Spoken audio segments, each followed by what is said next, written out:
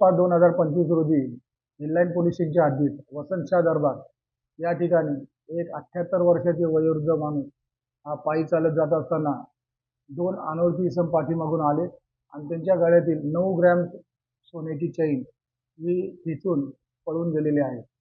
सदर अनोळखी इसम यांची कुठलीही माहिती नसताना PSI मालकर यांनी सदर गुन्ह्याचा तपास करून सदर गुन्ह्यातील आरोपी यांना दिनांक 27/5/2025 रोजी अटक केलेली आहे आणि सदर आरोपी त्याच्याकडून चोरीस गेलेली सोनसाखळी ही जप्त करण्यात आलेली आहे.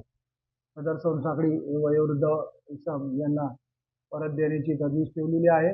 सदर बाबत हिललाईन पोलीस स्टेशनमध्ये गुन्हा दाखल करण्यात आला असून सदर आरोपी त्यास माननीय न्यायालयात हजर करण्यात आलेले आहे.